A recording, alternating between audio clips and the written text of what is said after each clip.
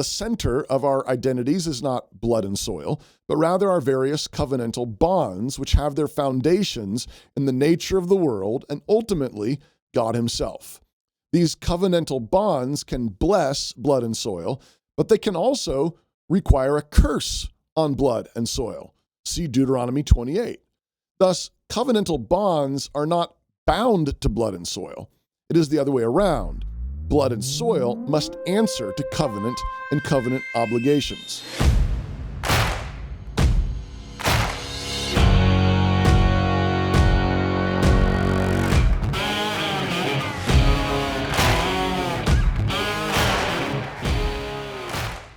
Introduction. A little while ago I posted, the multicultural globalists want to blend all cultures into a bland humanism, but the blood and soil types end up insisting on superficial divisions. Covenant is the key to an earthy and biblical unity and diversity, or what we might call a Protestant feudalism and Christendom. Everything hinges on what centers what. If covenant is the center, then yes, there are certain biblical notions of blood and soil, as well as biblical doctrines with universal, global ramifications. If mere blood and soil or mere global multicultural becomes the center, they inevitably veer into their respective ditches, racialism, communism, etc. The notion of covenant gives us a category and actually a multiplicity of categories for rightly ordering our loyalties and loves and duties. From Taylor Swift to John Knox. We're at that moment in the story where it seems like anything could happen, and it would be hard to be surprised. Elon Musk, Taylor Swift, and Douglas Wilson walk into a bar together.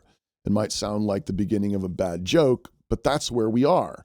All the wheels have come off, and there's no apparent center, no centrifugal force, no gravity, no apparent arche. But I say no apparent center or gravity. In reality, in the real world, there is a center. There is an inextricable center. Jesus Christ is the arche of the universe, the one in whom all things hold together, Colossians 1. But it's like walking on the moon, or so it would seem. You have to submit to the actual gravitational pull and not what you think it ought to be. You have to adjust your balance and rhythm to match reality. But we're living in a time when many are trying to get reality to match their own capricious and destructive whims, whether by transing little kids with hormone blockers or cozying up to Nazi sympathizers. Martin Luther said that the human race is generally like a drunk guy on a horse, and having fallen off the horse on one side, he believes it is his moral duty to bring balance to the universe by falling off the horse on the other side next time, just to keep things even. Some of you are starting to wonder where this post is going. My point is that when there is no center, or no apparent center, everyone is looking for a center, something to hold it all together, an integration point. The commies want the state to be that integration point. They want the federal government, for now, and the World Economic Forum or the United Nations eventually, to be the center, with the benevolent Karen nanny state to provide, protect, save, and otherwise usher in their version of the New Jerusalem, which it turns out looks a lot like Portland, a favela of homeless camps under tattooed overpasses. In reaction to all of that, a bunch of people are, what shall we say, a bit nonplussed. They are chanting, "Let's go Brandon" at NASCAR races and threatening to elect Donald Trump for a second round of chemo. But everyone knows this is only a very temporary treatment. And then what?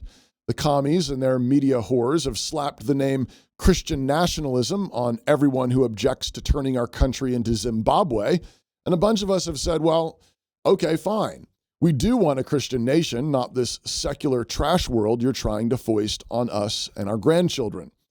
But there's a fair bit of maneuvering and posting up and boxing out going on under the political basket among ostensible conservative types.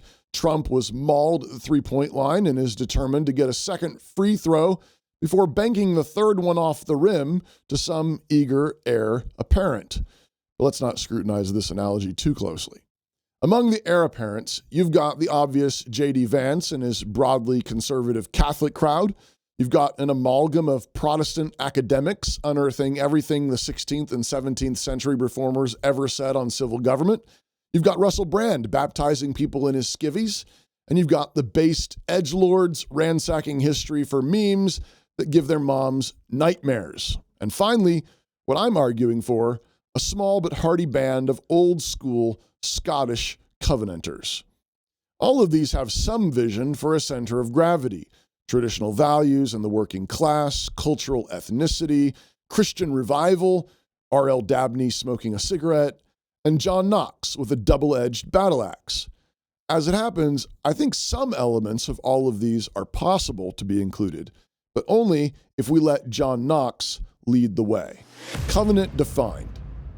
As Glenn Moots demonstrates in detail in his book Politics Reformed, perhaps the greatest, most pervasive concept unearthed during the 16th century Protestant Reformation with immediate political ramifications was the idea of covenant. The ancient Hebrew word seems to have meant both to cut and to bind, as well as to eat. Think of the way a man leaves his father and mother and is joined to his wife, and that covenant is sealed with vows and a feast and conjugal union. A covenant is a solemn bond, often sealed with signs and pledges, with various duties and obligations, and attendant blessings and curses, depending on faithfulness. As the High Middle Ages led out its final gasps of life, riddled with the widespread corruption of the Roman Catholic Church, the magisterial reformers, as they have often been called, were as much concerned with society, political power, and civic structures as they were with theology. If the Roman pontiff was not to be the center of the world, how was the world to be organized? What did it mean that Christ was Lord? They answered that pressing question by saying that it meant that Christ had established different kinds of powers in this world, chiefly spiritual and political powers. The church had true authority over matters assigned to it, word and sacrament, and the state had true authority over matters assigned to it, law and order, and the punishment of evildoers. And very quickly, as the reformers looked at Scripture for the mechanism of these assignments, they saw very clearly that it was by covenant.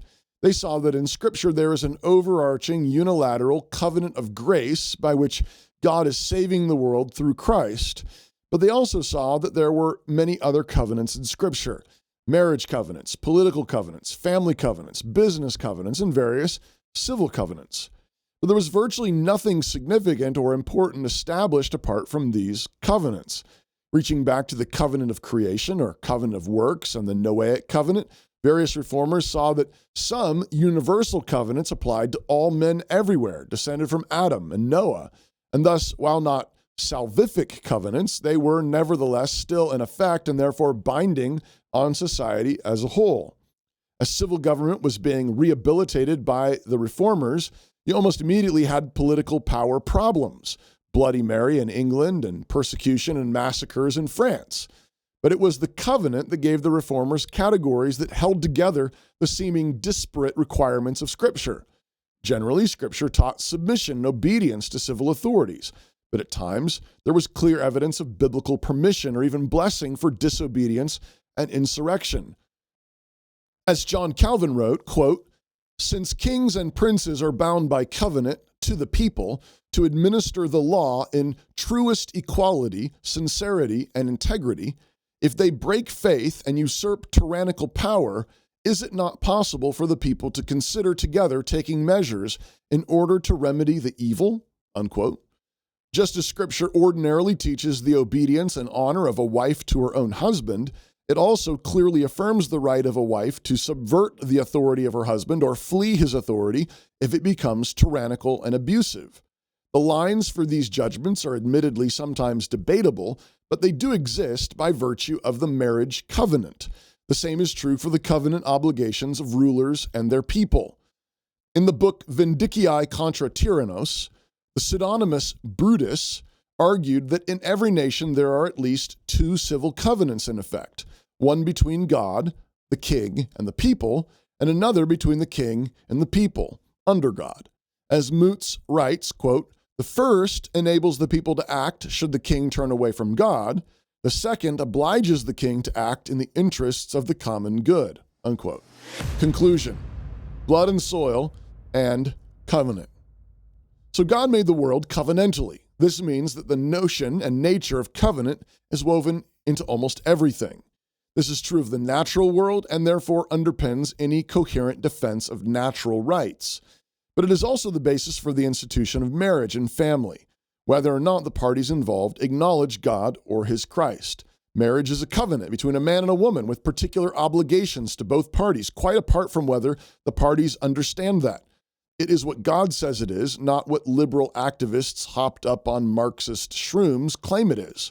The universal church is bound in covenant to Christ, her head, and nations are bound together by covenants, as are states and counties and cities. We have written down these covenant constitutions, the agreed upon duties and obligations. We have various ceremonies, anniversaries, elections, oaths of office, shared language, culture, and history in particular places, and occasional celebrations and feasts to commemorate these covenants. We have these familial, ecclesial, and civil covenants, and they require different duties and obligations at different levels. The thing to note is that these covenants are not mere ideas or creeds. They are earthy bonds that bind peoples together in families, tribes, and nations, in particular locations with particular shared commitments and values. There is something blood and soil-ish about this, but by the very nature of covenants, the bond is not static, wooden, or fixed. Marriage itself requires a leaving and a cleaving. Often this occurs within a broadly shared culture and ethnicity, but not always. Thus, the center of our identities is not blood and soil, but rather our various covenantal bonds, which have their foundations in the nature of the world and ultimately God himself. These covenantal bonds can bless blood and soil, but they can also require a curse on blood and soil. See Deuteronomy 28. Thus, covenantal bonds are not bound to blood and soil. It is the other way around. Blood and soil must answer to covenant and covenant obligations. For example, honor thy father and mother, which is the first commandment with promise, that it may be well with thee, and thou mayest live long on the earth. Ephesians 6, 2 and 3. As Moots demonstrates in his book, some covenants in Scripture are clearly unilateral, while others are bilateral. Some are unconditional, others are conditional. Some covenantal duties are imposed, others are freely chosen. You are born into a particular family, race, ethnicity, but you often have some freedom to choose a spouse.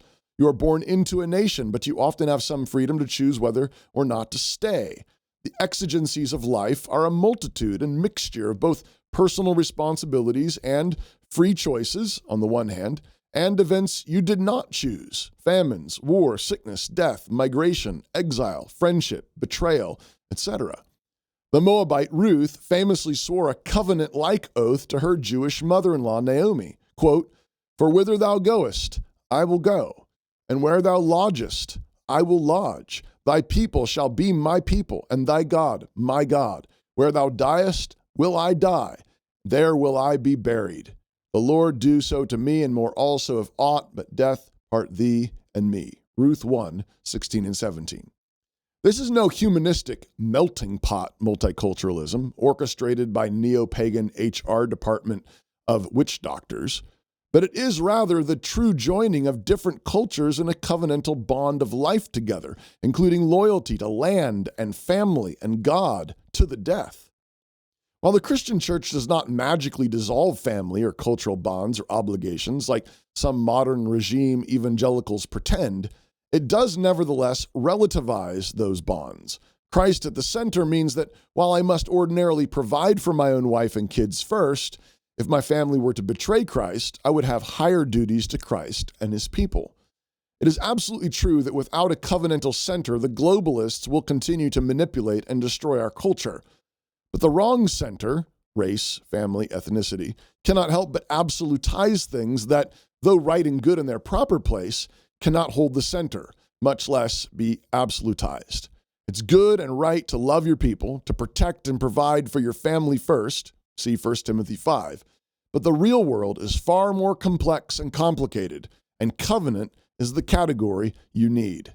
Covenant loyalty with Christ at the center allows for a multiplicity of loyalties and duties: family, place, church, school, business, city, nation, etc., in a sort of Protestant feudalism.